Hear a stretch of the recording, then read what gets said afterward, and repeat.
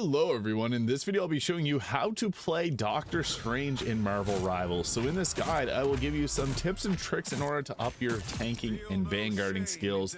Now the first thing I want to show you is that you can actually attack and then use your melee attack and you'll be able to not get interrupted. So our normal attack timing, you can see there, boom, boom, boom. But if we throw in a melee attack, it doesn't change anything and it'll actually increase the amount of damage that we're dealing. And you're likely to pick off some enemies because it's not just going to be you attacking, but getting that extra melee attack means a whole lot actually. So that's the first tip I want to show off, just using the main attack there alongside your melee. And your melee actually has a pretty generous range, as you can see there. So don't be afraid to use your melee because it's likely to still hit targets. Even if you can see here, we're not aiming anywhere near them, it's still able to hit. So it's not the strongest melee in the world, but it's still very nice. Now the thing is, Doctor Strange has a few different abilities and he also accumulates dark magic. So our daggers of Danak here have a range of 30 meters. So you can see here, this is the max range. So if we step back here, we're not actually going to be able to hit with them. So the range is increased further from, like, Groot and Magneto have a range of about 20 meters, so they have to be around here to be able to hit.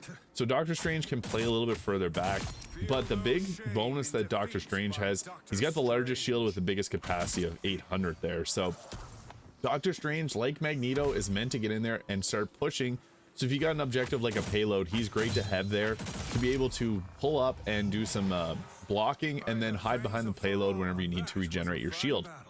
Doctor Strange also accumulates dark magic, which you can see there accumulates at the middle of the screen, which will give him anti-heal. So whenever you have it fully maxed out, there's going to be a purple bar on your health that won't allow you to actually get heals in. So you can see there it's now going to be active and I no longer can heal. So if you use that, it's going to go away and you can heal again. So you want to get into a habit of purging the dark magic. Also, if you're playing with the normal Doctor Strange, you'll be able to see it on his cape. I'm playing with the Battle Pass version, so you can't see it on his cape very well, but it will be an indicator there how high it is, but you can also see it in the middle of the screen. And also, if you play alongside Hulk, you're going to be able to use your Maelstrom of Madness there, which is bound to the E skill, and you'll be able to release the energy and it'll have a bit of extra damage with the Gamma. So that's a nice thing about the team up there. But the Shield of Seraphim here being our biggest asset. We can also fly up and use the Cloak of Levitation to fly up and use that to be able to block too. You can elevate or descend yourself. But it's nice to get up high because sometimes you'll have someone that's like an Iron Fist or another close range character that's coming in and cooking you. So you just need to get that ranged advantage over them. So that's where this really pays off, because you can just get away in an instant and then get to a better position and also use your shield. Now, one thing with Doctor Strange's shield is it actually regenerates very quickly. So that's really nice because you're going to want to have this shield up very often. It's kind of similar to Magneto's shield. His shield regenerates quickly. But you'll see here, we are able to push and your teammates can shoot through the shield. So putting the shield up is nice because then you can keep your team pushing forwards, dealing damage, and you're going to be absorbing damage. And what's great about this is you can actually regenerate your shield pretty quickly. So we'll show you that here in a second once we have our shield depleted. So we got it done to 275 and you can see on the left there, it's regenerating really fast. So that's a nice thing, is if you need to go away and regenerate your shield, it's going to be back faster than you can imagine. It's faster than like Captain America's shield. Not as quick as Magneto's shield, who's able to block an infinite amount of damage as long as the shield's up, which it doesn't have a very long time where the Magneto's shield is up. So Magneto and Doctor Strange are two of the most powerful in terms of the amount of damage that they can output. But we also have the Eye of Agamotto here as our ultimate, which we can drop here. And what this does is it pushes their soul out of their body. You can just attack their normal body. That's what I would recommend. It does push out that green copy, which you can do extra damage to them with. But this is a really useful ultimate for a number of reasons. But the best part about doing this is whenever you have an objective that you're trying to capture, you can get in by pushing with your shield, and then once you're up into a nice range, getting close to them, then you can drop this, and you also can move while doing it too, so that's nice. But you can go ahead there. They're going to be frozen. It's good if you coordinate over your communications if you're playing with people that you're going to drop it, because then they're going to be able to get a bunch of damage in, and you'll get the knockout as well, so that's another nice thing. So yeah, with Doctor Strange, it's all about managing your shield amount, being able to do a bunch of damage with your range, and then also spamming your melee attack while you're up close.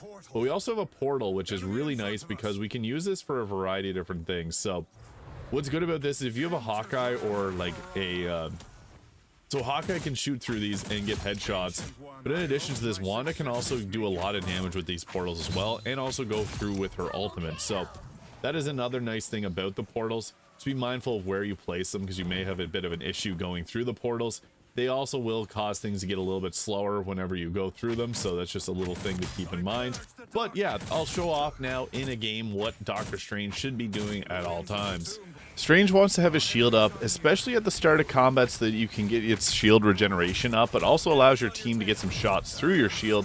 Now, I find that with some newer players may not think to shoot through your shield, but that's one of the nice things about it, is you're able to block for them. But you can also push towards the objective really well, so that's exactly what we're doing here.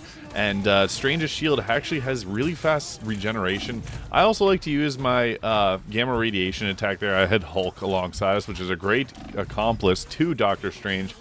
But using that as often as you can, especially if you're in close range, is going to help out with your DPS. So you can see here I went for the shot and then followed it up with our melee attack. And that seems to be the best thing to do here. So we got ourselves that Hulk out, and there's a Captain America diving us, but we were able to take him out no problem. So yeah, again, focus on your range attacks and then following up with your melee. There I was able to protect Hulk from taking a bunch of damage, and my shield was able to regenerate pretty quickly. So sometimes whenever you see people like the Punisher setting up, drop your shield and push backwards so that you can get into a position where you're not getting hit from it. And also don't be afraid to use your levitation here if you need to get away from someone, especially if there's a melee attacker that's just doing a lot of damage to you and you're not able to stop them from damaging. That's a nice way to get away. So Magneto came out, and he's another main tank like Doctor Strange, so I was able to play a bit of the range game here with him while he was dropping his shields, and you see some of them drop both their shields at the same time there. It's kind of funny. Again, Punisher came out with his turret there, and I was able to make it away and get to a better position. So they kind of pushed over towards us here, and yeah, I guess the thing is, whenever you're Doctor Strange, if you can get an eye on their healer or their DPS and kind of take them away, you can see there I was able to take out their healer Mantis. They got me with the stun, but that's going to mean that they can't heal back up, and it's just going to be a very advantageous position to be in if you can take out their healers. And unfortunately, their Psylocke was blasting me with her attack, so that took me out of my groove. But again, you typically want to be taking out the healers if at all possible. First things first, just because they're going to be the biggest thing keeping the tanks and other damage classes on the board. So if you can kind of distract the tank and try to pull them around, Venom's a very annoying dive tank to deal with, but popping your shield is going to be very useful there. So we got into round 2 here. Again, you can see the strategy of using your melee and following it up with your fire attacks. The melee does barely any damage, but it's sometimes just enough to continue annoying a target till you take their health out. Especially if your healers are competent, you're going to be able to distract and take them out.